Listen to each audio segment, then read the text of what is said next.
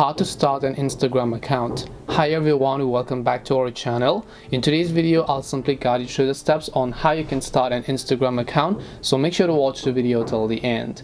If you'd like to start an Instagram account, it's very simple. All you have to do is go ahead and make sure to launch an Instagram application over here.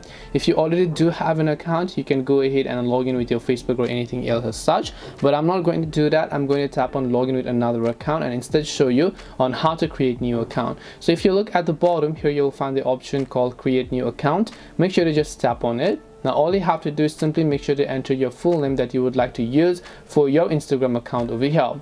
Once you make sure to go ahead and actually enter your full name, just tap the next option. It'll ask you for a couple of other details, such as to just create your password. Once you create your password, make sure to add a username and also your phone number or email, and as you've done that, your Instagram account will get successfully created.